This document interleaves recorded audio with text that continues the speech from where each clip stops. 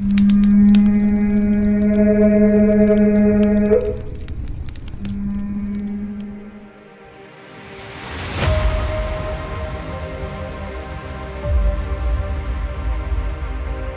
county of Cornwall, and therein lies Bodmin Moor. Bodmin Moor is a remote yet bleak, heather-covered moorland grazed by ponies, wildlife and explorers. It's a beautiful place with stories offering an amalgamation of history and legend, like the final resting place of King Arthur's sword, Excalibur.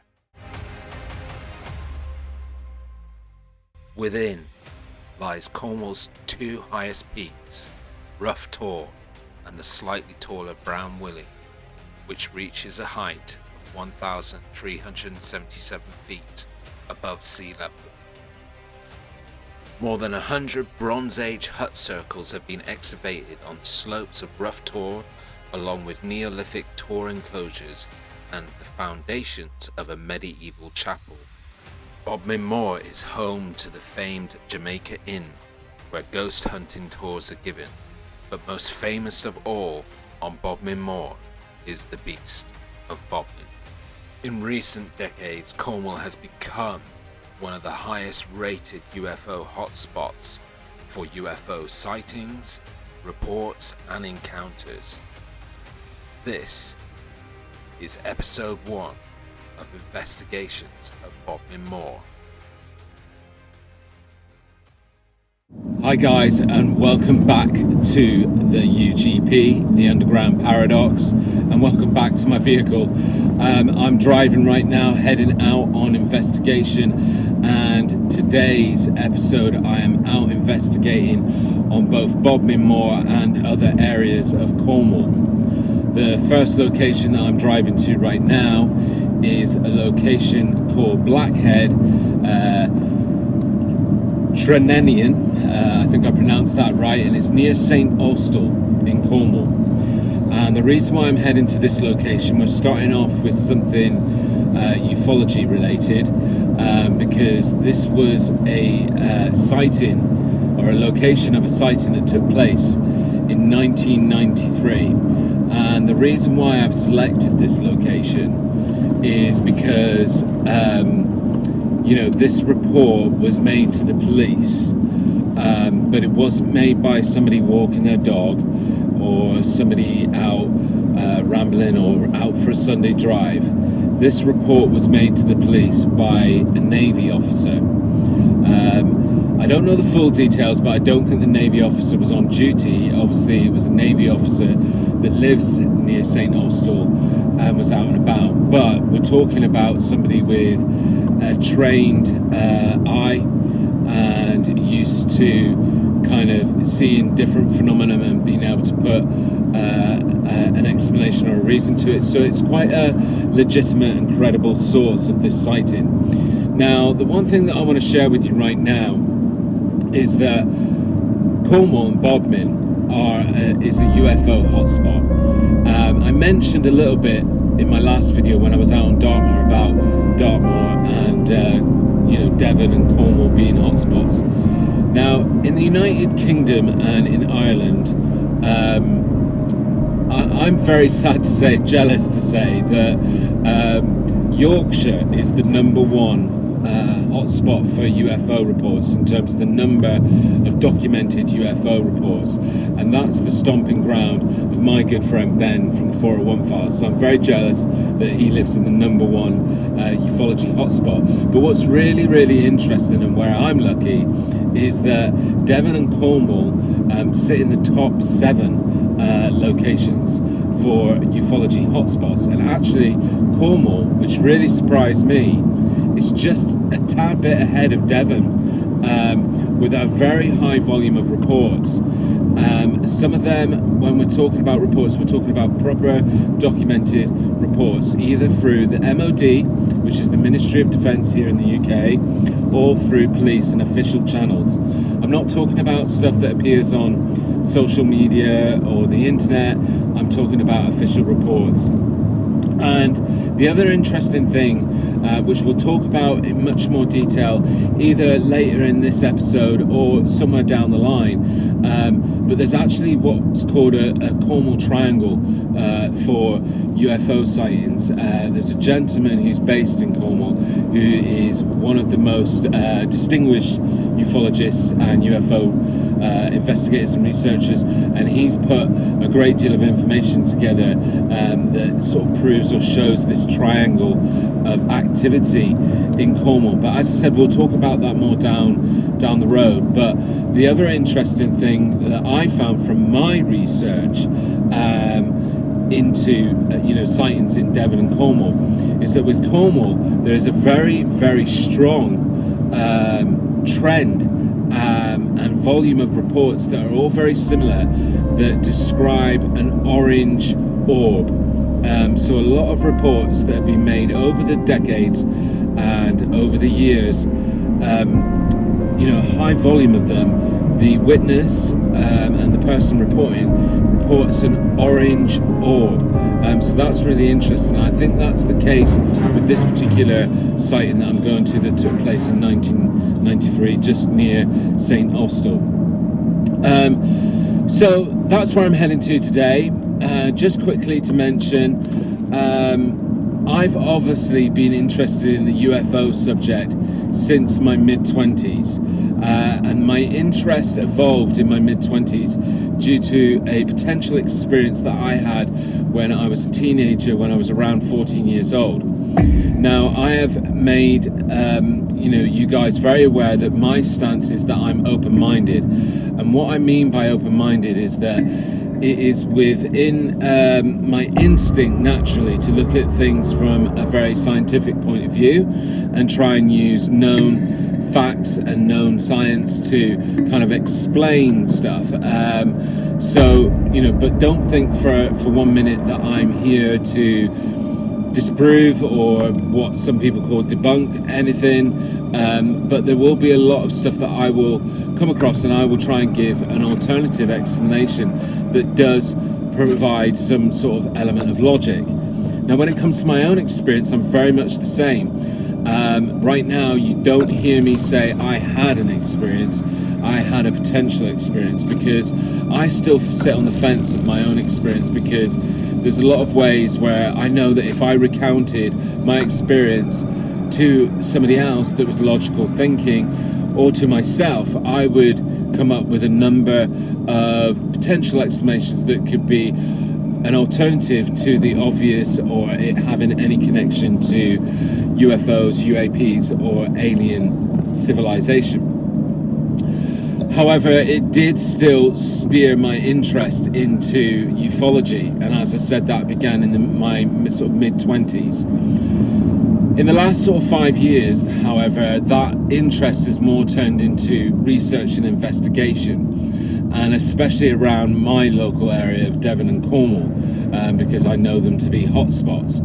So I just wanted to give you that bit of background. But the other thing that I've said previously to now is that I need you guys to reach out to me on email, and again, I can share the email.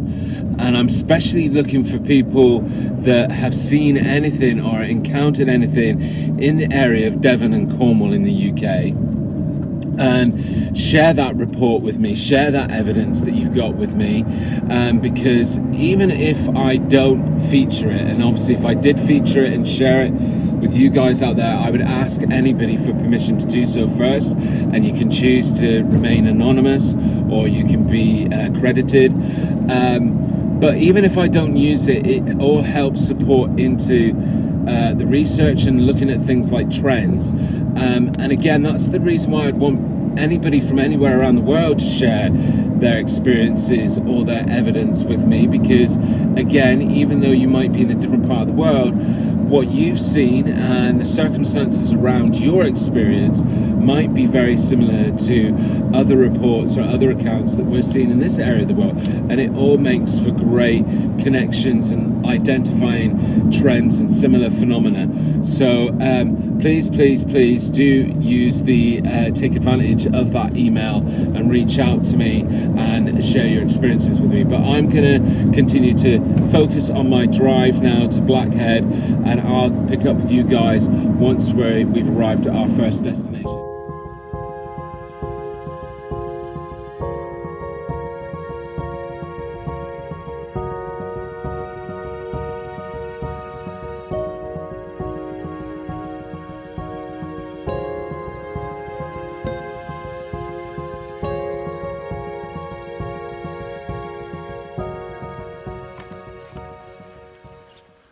Okay, I've arrived at the location of Blackhead, Trunenion.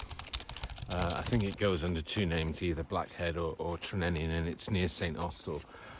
I arrived here and followed the GPS coordinates and drove down to where it was marking me to, but the road was becoming narrower and narrower and narrower. I mean, what you guys will find if you visit Cornwall is that a majority of the roads are very narrow country lanes.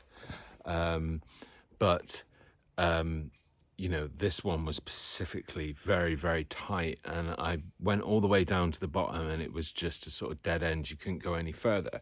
So what I've done is, as I was driving in, I basically came across this church. There's a small church down through there, and there's a sort of car parking area here. So I'm going to make the sort of 10-minute walk down this really narrow road, and then you'll see where we arrive at the actual location of where this report and this sighting took place.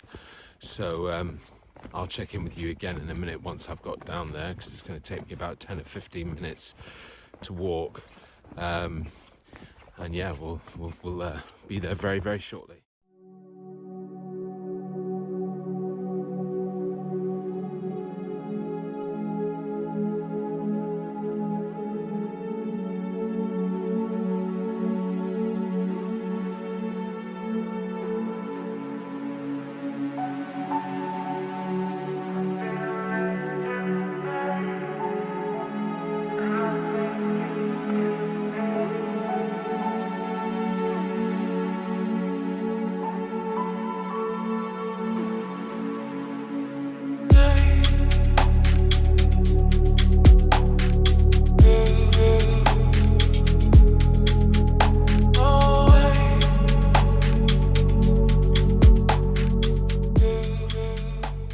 Okay, so I've arrived at the location, and it's a tiny little alcove of a beach.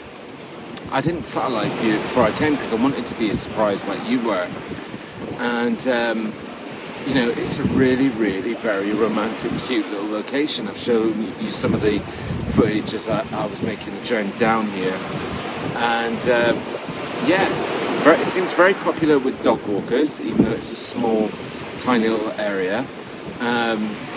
But I'm really pleasantly surprised, and you can just see again the location on a lot of my videos recently. Have been talking about, you know, activity, encounters, experiences of UAPs and UFOs near bodies of water, and it makes a lot of logical sense that a lot of activity happens near water, and this location certainly is that. I mean, I'm sat in this lovely little just a lovely little rock outcropping, and I'm sort of about a metre away from the water, which is really, really nice. So I'm almost sort of sat at water level looking out. I've tried to keep the camera scanning the skies a little bit, just in case I see anything while I'm here. Who knows, you know, might get that one in a million chance. But it's really, really interesting that this sighting came from, as I say, somebody who was you know, a naval officer or part of the Navy. And, you know, I don't know from the details that I've been able to find whether that person was on boat at the time or whether they were on leave. And they were doing like some of the people are around here today, walking their dog, and they saw this sighting. Again, the report of the details that I've seen doesn't make it really clear as to whether the sighting was at night time or during day, but it does mention that the craft had a lot of lights on it. I'm assuming that if they could see the lights, then it was possibly at night time, which would make a lot of sense. But I'm scanning the environment because, again, as I've mentioned to you guys plenty of times before, if you're going to come and investigate something, it really helps being in the environment, because you can see things that might be alternative explanations. But I'm not seeing any lighthouses, I'm not seeing any transmitters, because there are transmitters in certain locations around Bodmin Moor and above Dartmoor, where they have like intermittent flashing lights on them for low-level aircraft so that they can see them. There's none of that around here that would explain why this gentleman saw lights, because again, you need to think about things like lighthouses and other sources that could have given him that impression of light. But again, you can't rule out commercial aircraft or military aircraft. All of those have lights, and again, there's not the details of what colour the lights were. But really, really interesting location. I'd love to bring my canoe down here and maybe go out around this bay. There's a sort of there's a bay that goes around, an inlet in there that looks very interesting. It'd be really interesting to see what's down there. But yeah, very beautiful location. I feel kind of really lucky and blessed to be here. But let me know what you thought of the report. I'm going to continue sitting here for a little while, scanning the skies, and I'll take some more footage and hopefully might see something. But let me know what you thought of the report. If you're local and you are from Cornwall and you know anything more about this account, or have had a similar sighting in this area yourself, please do reach out to me on that email and share. It'd be really interesting to hear from you guys.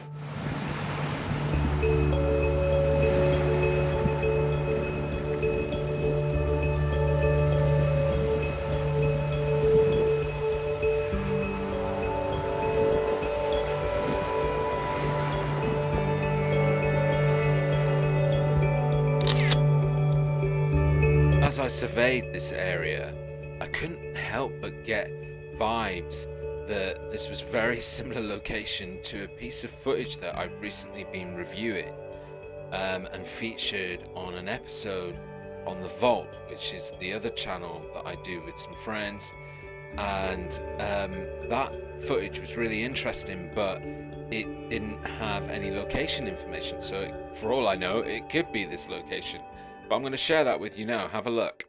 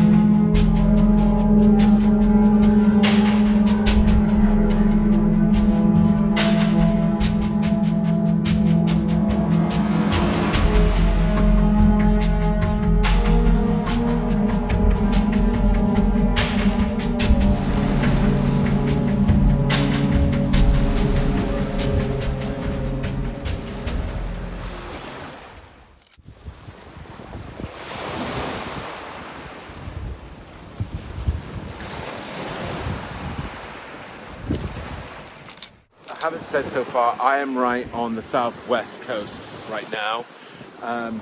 Some similarities between some locations that I've been recently. So as you all should know, I recently visited Bempton Cliffs in the Yorkshire coast, which is right on the east coast. I'll bring up a map to show you where that is. I mentioned that Yorkshire is the #1 UFO hotspot in UK and Ireland. And within that area, Bempton Cliffs is probably the most active area. But this area that I'm in right now, which again is in another hotspot location in Cornwall, in the top 7 hotspot locations, I think this is number 4 in Cornwall. And again, very similar, where you get a really good panoramic view of the ocean right near the water. So very indicative and very common and in line with a lot of other UFO reports and encounters and experiences. So really interesting location. And again, as always, let me know what you thought in comments. that'd be great. But let's get back and let's get on the road. Just wanted to get this on camera quickly because I haven't left the beach yet, but in the 5 minutes that I spoke to you last, this fog has come in and it's now pouring down with rain, so I've got a very wet journey on the way back up. You can see that fog and sea mist that's just come in literally within a couple of minutes. So again, you know, I know last video a lot of people commented that I was talking a lot about the weather, but it's just to kind of signify and indicate how unpredictable the weather is in this region of the country and how it can change really, really suddenly. So I'm going to definitely get off of this beach now and get back to the vehicle before I get too sopping wet. As I'm leaving, I just wanted to point this out to you guys. There's a little tiny house right here on the cusp of where this little alcove beach area is, and maybe, who knows, the Navy officer, the gentleman who reported this sighting, might have lived in that house in 1993 and might still live there now. That might be how he had the sighting, who knows. But great location, right next to right literally a stone's throw away from the ocean and from this little alcove, and a great place to get a sight of the skyline over this ocean at night time.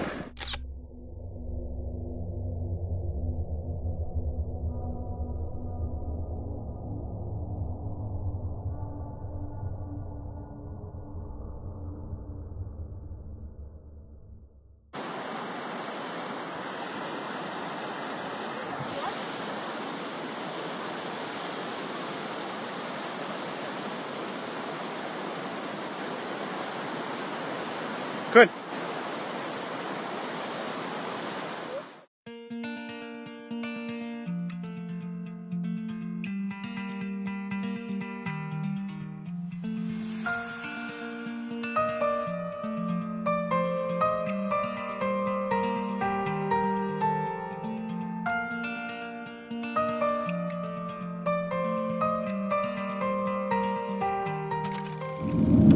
Okay, we're on our way to our second location of today's investigation. We're going right into the centre of Bodmin Moor to a location called Hurler's Stone Circles. Hurler's Stone Circles are Neolithic stone circles, as I said, right smack bang in the centre of Bodmin Moor. They are Neolithic stone circles, so archaeologists have obviously researched them for very many years and found out that they're dated back to 1500 BC, so they're a shocking 3,500 years old. Originally there was about 80 odd stones in these stone circles. Now there's about 38 or 39. Some of them have been lost over the years and over the centuries due to people robbing you know, the stones. Some of them have even been damaged by cows, you know, sort of knocked over by cows who've been rubbing themselves up against it to scratch themselves. So we're down to about 38 or 39 stones in this location. I've got about a 40-minute drive to get there, so it's going to take me a while, but our location 3 today is quite close there. I'm not going to tell you what that location is yet, but to tell you that I'm trying to arrange today so that location 3, I'm there in the nighttime hours, so I'm there, it's going to be dark whilst I'm there.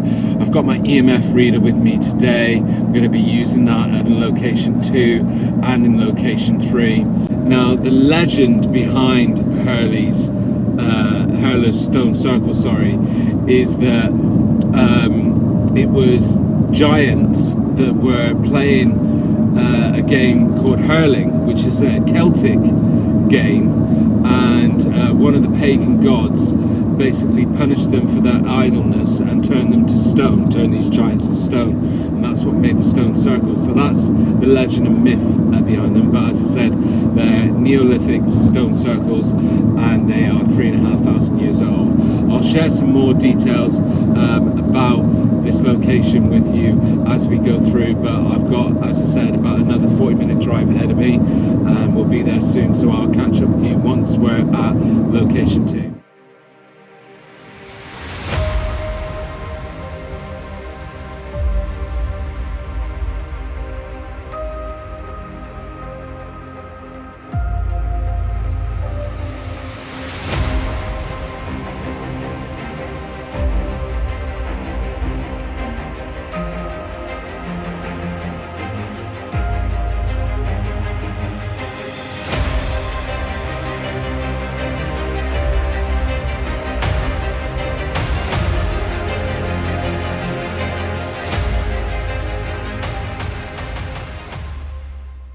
Hey guys, right, so we're here at location 2, and I was going to do some filming to camera as I was walking to the location, but as you can see, the weather has drastically turned very much more sour. Okay, so I am walking with the wind behind me, so hopefully it's not getting onto the mic, so that should make sure that you can hear me okay. So on the drive here, I gave you a little bit of background to Hurler's Stone Circle, and one of the things that I didn't mention, which is really interesting about it, is that I was talking to you earlier about that triangle in Cornwall, and that triangle came from a ufologist and a researcher that's very prolific over the last few decades here in Cornwall, and has developed this theory, and his name's Dave Gillam. And so I want to give him a bit of a mention and a shout out. And Dave Gillam, basically, I'm hoping that I can get him on the Vault sessions for a live interview. If you guys haven't checked out my Vault sessions, which is on my other collaborative channel, The Vault, on there I've interviewed like authors. For example, I've interviewed Andy McGrath, who's the author of the Beast of Britain series and one of the most knowledgeable experts on cryptids here in the UK, and he's also very knowledgeable about cryptids around the globe. I've also interviewed author Kevin Hines, who's author of Plymouth Haunted Books series, and he's also a paranormal investigator and a spiritual medium. And I've interviewed Ben from the 401 Files. So I'm hoping that I can get Dave Gillam on for that live interview. So if you haven't checked out and that sounds interesting to you, please do check out my other channel, The Vault. There's a lot of content that I do on there that's very similar to all the paranormal areas that we cover here on the Underground Paradox. So I'll put a link in the description and check that out. But this location is right slap bang, and I'll bring something up on screen now to show you that triangle that I'm talking about, and it's right slap bang in the middle of that. So again, there's been a lot of reports of activity and strange lights around this area, very similar to Stonehenge, in fact, because Stonehenge is prolific with reports and sightings of light orbs, etc. But as I said, I've brought my EMF reader, and I'm hoping to use that in this location, but it might be challenging with the weather and the rain. Don't want to get the thing too wet, but I have got a case for it to sit in, so hopefully that's going to be a massive help. Whilst I'm making this trek to the Stone Circle, a couple other things that I just wanted to mention. An idea that I came up with is that watch out for, on my future thumbnails, if you see a Devon flag on the thumbnail, that means that I'm out investigating on Devon and Dartmoor or Exmoor. And if you see a Cornish flag, and I'm going to put them up on the screen now so that you can see both flags, so this is the Cornish flag, that means that I'm out on Bodmin Moor or somewhere in Cornwall investigating, so that'll give you a very quick, instant indication of what location and where I am about in the world. So I wanted to mention that one quickly. Just a minute ago I was talking about Kevin Hines, the author of Plymouth Haunted, the guy who's also a paranormal investigator and a spiritual medium, and one of the future episodes that I'm going to be sharing with you guys, which will be a Devon episode, is that Kevin is also part of the Black Crow Paranormal Society, and those guys are a team of both scientists, skeptics, mediums, paranormal investigators that go out together and do investigations. And I'm really lucky, they're doing a private investigation later on this month on Dartmoor, and they've invited the little old me along, and they've also said to me that I can film and document the the investigation as well. So that's going to be really interesting to share with you guys, so watch out for that one in the future. But I'm just arriving here at the stone circles, so best show you guys what it is that we've come to look at.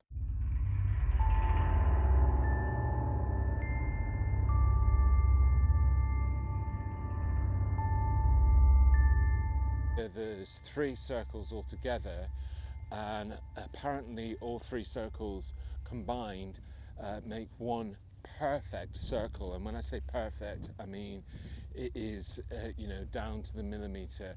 That sort of kind of mysterious measurements, mathematics that we kind of find in the pyramids in Egypt, kind of unexplained for the time and the period in history when these things were created, that kind of leaves a lot of unexplained questions, and archaeologists and people scratching their head about how they did that. But yeah, the story is that each of the individual stones here were meant to be giants that by a pagan god were frozen into stone because of their idleness and just playing games. And the game that they were playing was hurling, which, as I said to you, is a famous Celtic game. But yeah, so I'm right here, and the energy already, I've mentioned to you guys that I kind of feel like I'm a slight sensitive and I pick up on energies. And when I was in location 1 earlier on today, that Blackhead location, I'm definitely going back there because one, I would like to go back there when it's not so cloudy and it's more of a clear day and I can see more of the sky. But that area was just giving me, the only way I can describe it to you is that it was saying to me that there's more here to see. And I felt like I wasn't seeing everything that's there to see. I don't know, I can't explain that.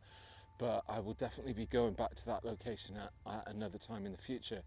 But I've only been here for a number of minutes and already I am feeling a lot of energy, and it feels really weird. The way that I can describe it is confident energy. I don't know how to rightly explain that. You have a situation where this is like one circle that I'm stood in at the moment, and each circle has a stone in the centre. As I said, archaeologists have been able to prove that this was a ceremonial, where ceremonies took place that were related to the burial of individuals, but those individuals weren't buried here. There's a site that's in a straight location. As I said earlier, you could draw a straight line from the centre of these circles to that location, and that's where they found a lot of actual buried remains. So it looks like they're very much interconnected, those 2 sites. But I won't be visiting that site today, but that's maybe one for the future. So I think what I'm going to do is I'm going to try and find somewhere to set up my EMF reader. For those of you that aren't familiar, EMF stands for electromagnetic field. It's believed through a lot of paranormal investigators and things that have taken place that spirits, entities, ghosts, demons, whatever you want to call them, they give off an electromagnetic field. Now, the only other things that can give off electromagnetic field are obviously electrical devices, things like washing machines, TVs, etc. So this sort of location is a great place to use an EMF reader because we're right out in the middle of the remote sticks of the Bodmin Moor. There isn't anything electrical around here. Obviously, I have electrical devices with me. I'm using a microphone, I'm using a phone. But what I'm going to do is I'm going to set up the EMF reader at a distance because the reader that I've got has only got about a 3-meter range. So as long as I'm stood out at that 3-meter range, then it shouldn't be reacting to anything that I've got with me. So let's do that. What I will do is set it up and just ask if there's anything around, sort of do a little bit of calling out, a bit of speaking out. Right, I've got to interject here. I did some tests and messed around with the EMF reader for about 5 or 10 minutes. And if you watched all the footage, you would hear me talking about how something about the granite rock that is at Hurler's Stone Circle and what the stones are made of, and most of Bodmin and Dartmoor, I figured there must be something in granite that basically activates an electric magnetic field. And I was saying that I'd go home and research it, and I have, and there is. Basically, some of the minerals that you find in granite, like quartz, etc., give off, some magnetic, a lot of magnetic response, as you can see from the EMF reader. However, also, this stone circle could be on a ley line, and again, that could be the reason why my reader was just going nuts the whole time I was there. But I want you guys to watch this next piece of footage, turn your volume up as high as you can, and let me know if you hear something. When I come back, when I was on location, you'll be interested to hear what I had to say. I mean, obviously you can see that it's going up to yellow and there's much higher for it to go into the red zone. But whether it's worthwhile me calling out at this point, because there's already quite a bit of activity going on. And I'm thinking, these stones, FYI, made out of granite, and I don't know, again, share with me in comments if you know whether granite again has like metal elements to it that could be setting or interfering with the EMF reader. I don't know. But let me just do a few more tests and I'll be back with you in just a moment. Right guys, I'm going to be honest with you. I am freaking out a little bit because when I was filming that last sequence with the EMF reader stone, I'm hoping it picked it up on the recording. Apologies. I've learnt from my last video on Dartmoor that you have to face back against the wind and then the wind doesn't interfere with my lapel mic. So hopefully you can hear me better now. But basically on that last piece of footage, I thought I could hear shouting. It sounded like a gang of people shouting on it. So I thought there was a lot of people that were heading up in my direction. But then when I got up from where I was crouched filming, there's nobody around. Now, it's quite windy up here, so obviously people's voices and activity can carry on the wind.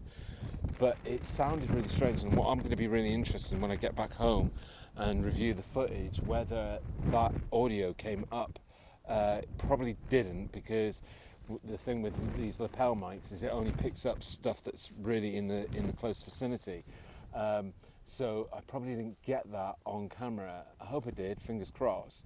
But it was a bit strange because literally I have quite a wide view of the surrounding area, and right now there is nobody about. I can't see anybody. I can see for a good half-mile distance and I can't see anybody, but it sounded like, it almost sounded like people in a battle or a war. So that was a bit strange and a bit freaky.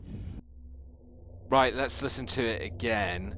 And please, if there's anybody out there that has some equipment better than I have and can separate sound and different noises on video footage, please reach out to me and let me know. I'd be really interested in somebody having a look at this. I could share the raw footage. I'm more convinced than ever through my editing process that I can hear something, and it sounds very odd. Again, I felt strange in the moment on the location, and I can assure you, and I hope people don't think that I'm making something out of nothing, because there was definitely no one around in the area. And I did mention about voices carrying on the wind, but I just don't think it was that. But get that volume up as high as it could go, and let's have another listen. And there's much higher for it to go into the red zone. But whether it's worthwhile me calling out at this point, because there's already quite a bit of activity going on. And I'm thinking, these stones, FYI, made out of granite, and I don't know, again, share with me in comments if you know whether granite again has like metal elements to it that could be setting or interfering with the EMF reader. I don't know. But let me just do a few more tests and I'll be back with you in just a moment.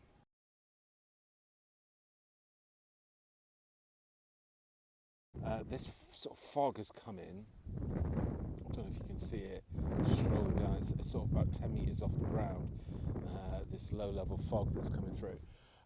But what I have also seen, because I'm not too sure of my EMF reader, I'm going to have to, this is the first time that I've personally used this EMF reader, and I need to do a little bit more research about whether it's affected by certain materials or stones, because wherever I'm putting it in this area, it's instantly going crazy. Now whether, as I said again, that's to do with energy lines that run underneath the energy here. As I said, when I arrived, you can feel a sense of energy, and it feels like I'm very grounded. When I was saying earlier that I felt confident, that's the only way I could describe it. It felt like I'm really grounded, like, yeah, that's the only way I can describe it. But maybe there is a certain energy here. But as I say, what I will do is I will research like what can impact an EMF reader a little bit more. But for now, I'm going to stop using it. But what I have seen is right behind me here. I don't know if you guys can see it. How can I get it on camera? Don't know why that is. Let me turn the camera around a minute so you can see what I'm talking about. I found what looks like a ruined building, like a ruined church. So I wasn't even aware of this, don't know anything about it. I'm going to walk over there and see what it is and do a little bit of investigating over there. So but I may come back to the stone circles in just a little while.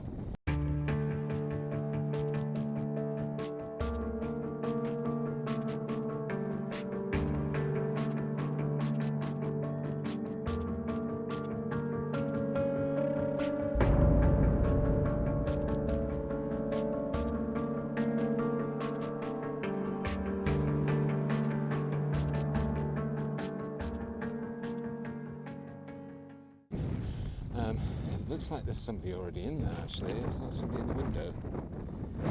Bottom window. Looks like somebody wearing a red jacket. Or am I seeing things? That's just a bit of paranoia. Look like something. Let's find out what this building is and see if I can get into it. Okay, sadly I've arrived at that building and it's sealed off and barred up. It looks like the lower ground is like there's glass in the windows. It's a proper sort of tourist location, but it's ruins on the second floor and upwards. But there's a plaque that I found around the side. What's really interesting is I put my EMF reader there because this, as I said, is the first time that I've been using my EMF reader, and it's not doing anything. There's a couple of there we go, it went up, but generally it's staying on the bottom bar. It's not really moving a lot. So that does go and answer a lot of questions for me, because at one point I was concerned that maybe I've bought a dud EMF reader, but as it doesn't seem to be activating, let me just zoom in for you so you guys can see it a little bit clearly. So you can see it's not activating right now, so that kind of goes a long way to show that there was something strange about the stone circle and the rocks over there, because as soon as I was putting the EMF reader anywhere near the rocks, it was going mad. Now again, I'm not saying that that's something supernatural. That might be something to do with the granite and or the makeup of the stones that are over there, but as I said, I need to research that and I'll share with you guys if that's a known thing.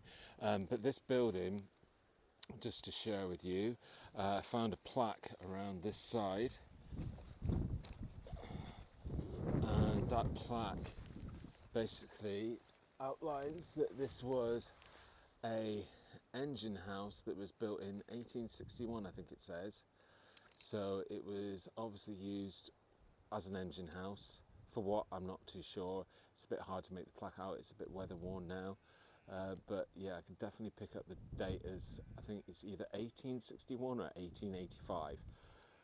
But a very old building. But I spotted it from all the way over there in the stone circles, and it just looked really interesting. I wanted to see if I could explore it, but unfortunately it's locked off to me. So I'll make my way back to the stone circles from here. Whilst making the trek back to the stone circles, I just thought I would share with you that I'm wearing my lucky Phoenix, Arizona hat today, and I say lucky because I'm hoping that it would bring me some luck with seeing something unexplainable today, any of the locations that I'm visiting. But yeah, it's my lucky Phoenix, Arizona hat, and the reason why it means so much to me is, for those of you who don't know, for a while I lived in Phoenix, Arizona. I actually graduated high school in Phoenix. It's a very special place to me in the world, and hello to all of my friends and relatives that I've got over there. But yeah, so that's hoping that my Phoenix, Arizona hat gives me some luck today in terms of seeing something unexplained or exciting. Right, I've managed to negotiate my way back to the stone circle, but this is definitely, again, another location that I'd love to come back to. I'd love to come back to when the weather's not so appalling, because it really is miserable right now. But what I'm about to do is head back to my vehicle, head to location 3 for today's investigations. Because I'm out the majority of the day and into nightfall, because location 3 I'm going to try and film there, whilst it's nighttime. I need to get some dinner, so I'm going to probably pull out the campfire or the camp cooker, I should say, and cook myself up some dinner. But I'll probably do that when I get to location 3, because I want to make sure that I'm at location 3 before it gets too dark. I feel that this location is going to be very much like the location Child's Tomb that I went to on Dartmoor, where it's I know where it is, but I don't think it's going to be. I'm going to have to walk there and try and locate it. So as I say, I want to get there before it gets too dark. So let's get back to the vehicle, and I'll see you guys in just a little while. So I got back to my vehicle okay, just in time, as the weather became super awful. It'd been on and off bad all day, but this was a different thing altogether. I sat in the vehicle thinking, can I continue filming for today? I made the choice to quit there, and I'm so glad that I did, because the weather was just terrible for the rest of the night, and one of the worst storms that we've seen for a while in Plymouth. So location 3 I had to go to 6 days later, so I wanted to be completely upfront and honest that this wasn't filmed on the same day. Now, the lucky thing doing it 6 days later is that I was able to invite one of my best friends, Monty, who's the co-host on the Monty Zone live stream that I do on the channel The Vault. So I was able to invite him along, as well as a family member of his called Crystal Karen, who I won't say too much about now because you'll get to meet her shortly. But yeah, it was great that I could get both of these guests to come along with me to location 3, which I can tell you now is Charlotte Dymond's Memorial. Now, I underestimated the length of the journey from Plymouth to Charlotte Dymond's Memorial, because previously I'd been thinking about the distance from location 2 to 3. So by the time we arrived, it was well past 9 o'clock and it was already getting dark, so it's kind of difficult to film. Obviously, I was expecting to film in the dark. It was my first time trying to film in these kind of conditions. We did get some footage, not as much as what I would have liked, but there was some great activity, and you're about to see that right now. So this is on a different day, but this is location 3, which I mentioned to you, the guys that I was going to bring you to.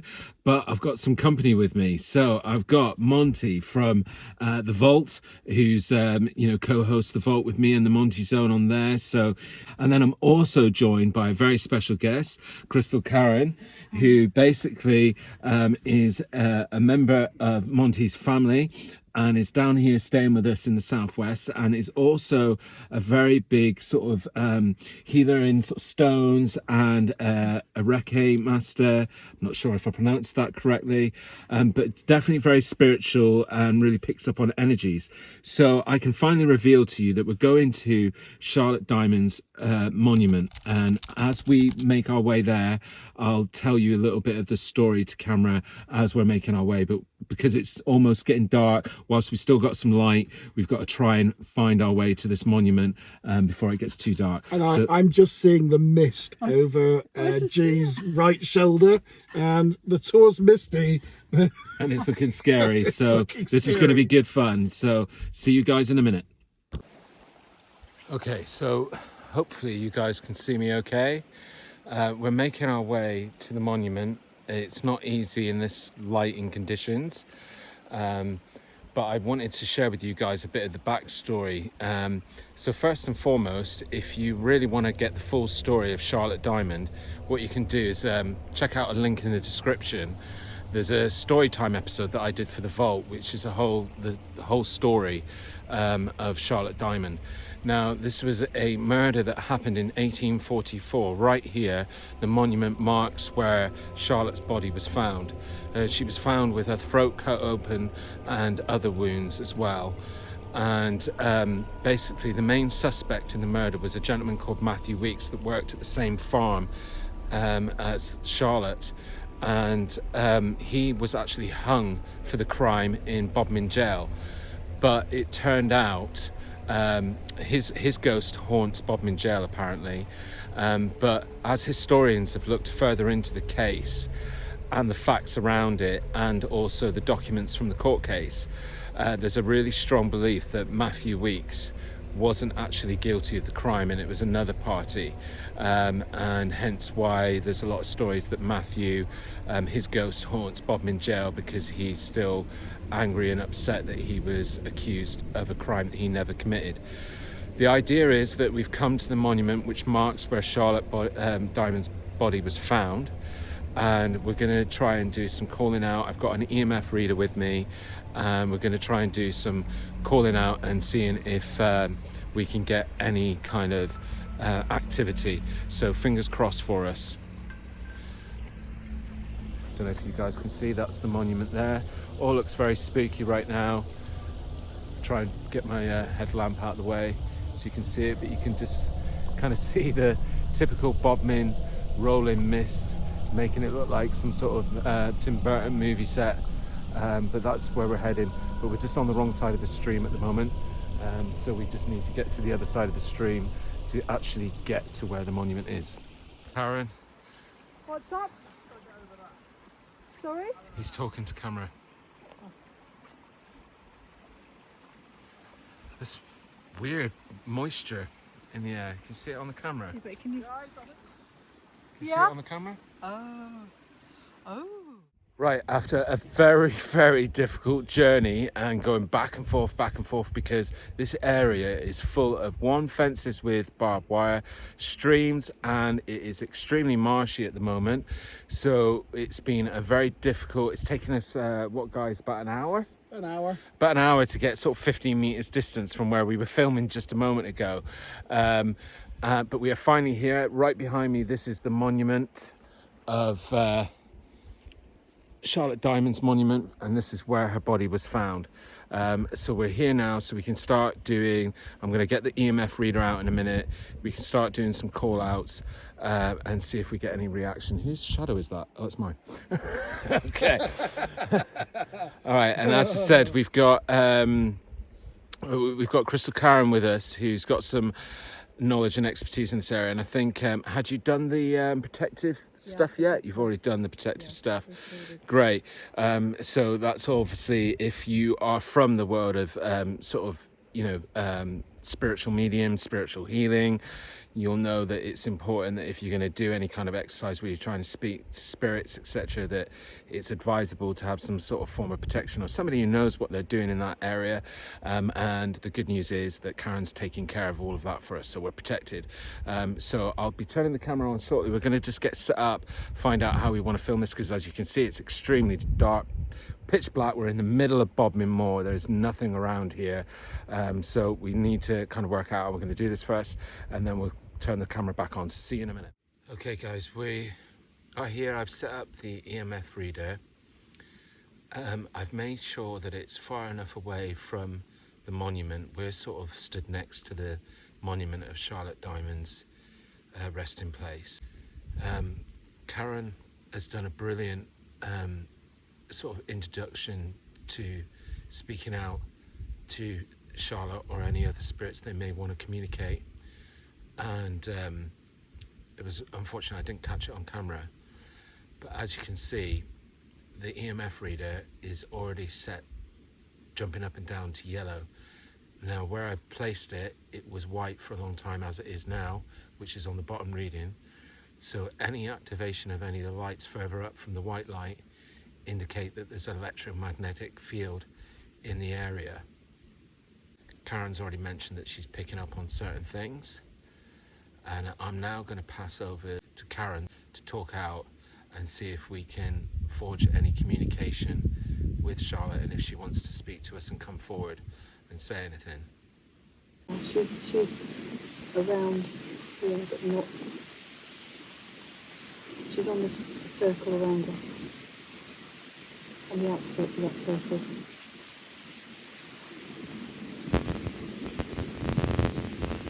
What am I picking up? I'm picking up like cold shivers down my spine. I feel energies, and I'm picking up her energy strong, but she's also very apprehensive. We're here to honour her life and to mourn her death. And we come here with love and light, and open hearts and open minds. Try and speak to us. Please let us know by moving the lights on this device that I've brought with me. I know you may not understand the device, but it's a great way for you to show us that you're here with us and that you want to tell us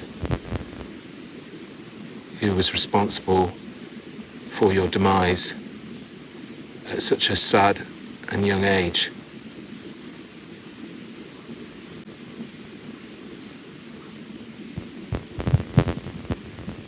I'm picking up her being very carefree, happy, joyful, and having happy times around the moors.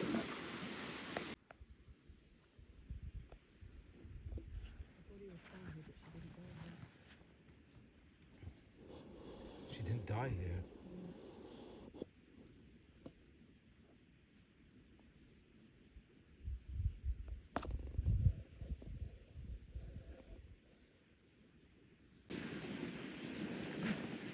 Left here. Oh, the machine's responding. Where's the mark? Hello. Oh. I'm down. She's coming stronger now. She. Yeah. I'm picking up northwest. About half a minute from now, I don't know. And the evening didn't start off like that.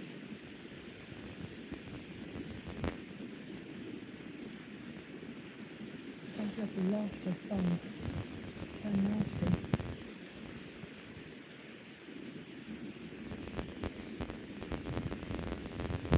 That was a ploy to get her out here. If he couldn't have her, then no one could have her.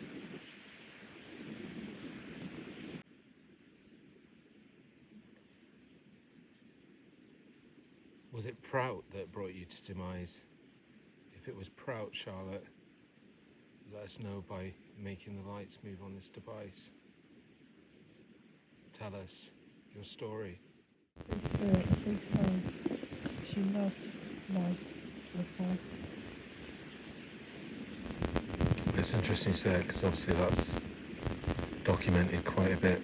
Yeah, no, it's the way that they perceived her because they didn't understand her. She was very uncommon for her time. Yeah, she was ahead of her time. A bit like a hippie in the 60s. Mm. And that's why they saw her as promiscuous, or because her love was endless. But she loved everything around her. From nature to the animals to the whole, to all people.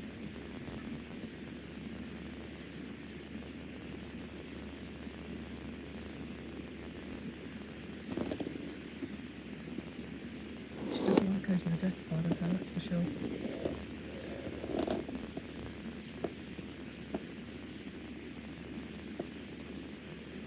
Okay. What do you say that here?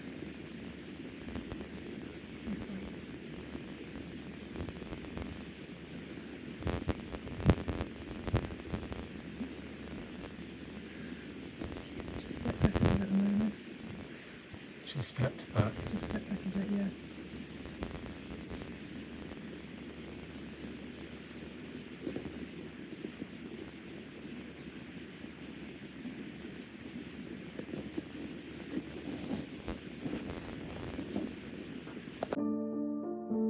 I just wanted to take this opportunity to talk about something that's not related to what's going on here and the supernatural, but as you can see on this shot, there is lens flare, and it makes it look like there is a blue orb, and you can notice that when the lights go up and they go green lights join it. If you go back and look at some of the footage earlier, that lens flare is jumping all around the screen.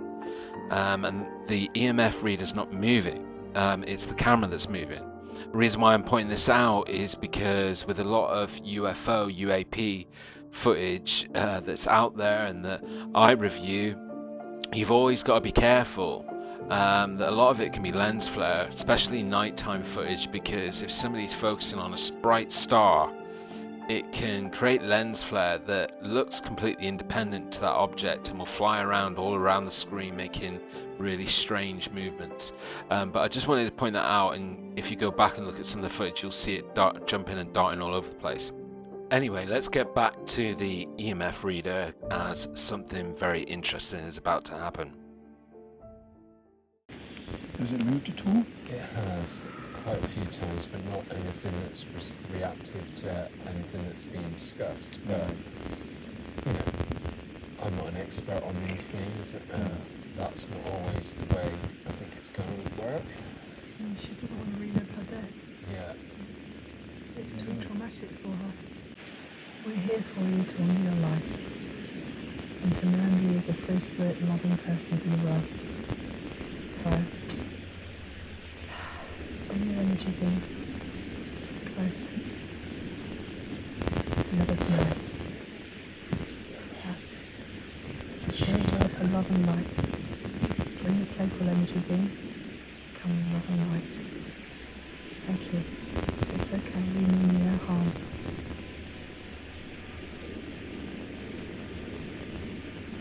Okay. Come forward. That's all right. I know it's all strange to you. Feel our energies. We come with peace in our hearts and unconditional love. We ask you to light up the lights and let us know. Okay, thank you. All right. Perfect. You're here. You can go up. Thank you. So you are a free spirit. You love light, life. If you want to go all the way up to the red, you can. Lovely. Okay. You love the nature around here? And the animals you loved?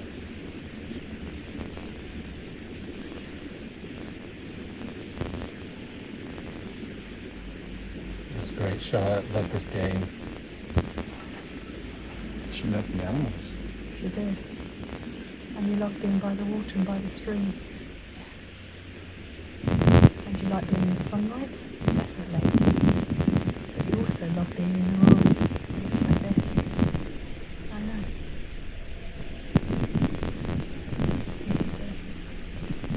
You watch the sunsets and dawn break. Not so much. Okay.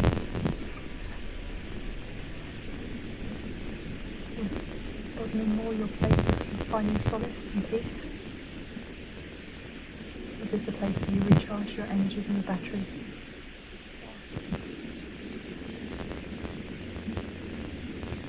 You found your energies and love here.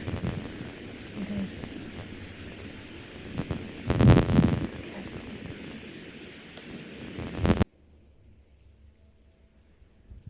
Okay. Okay. What questions would you like us to ask? Do you want to talk about your life? Do you want to talk about this monument?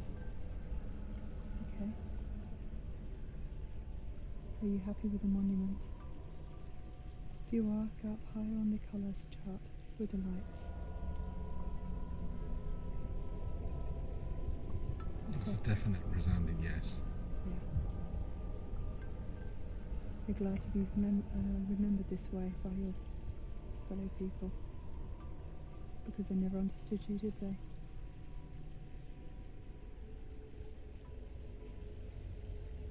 Okay.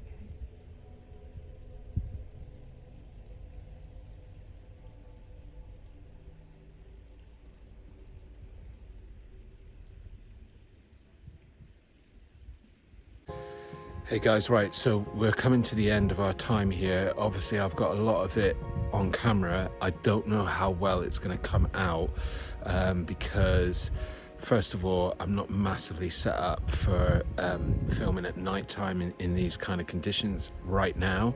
I hope to be in the future. But one of the things that was really conclusive is that obviously Charlotte was, you know, a female, and having brought Karen along and Karen's previous knowledge in this area, she made a really good connection. And you'll see on the EMF footage that it was really reactive, and I've done a lot of stuff to ensure that it wasn't any electrical equipment that we had with us, or it wasn't any of the rocks or the granite that's around here that was setting off the EMF reader. We did quite a few tests to ensure that that wasn't the case. But what evolved is that I wouldn't say that we were getting reactions to questions, but when Karen moved the conversation over and definitely felt that Charlotte didn't want to talk about her death, but wanted to talk more about her life and communicate with us about how she was a fun-loving person who loved the moors, loved nature, was a very free spirit.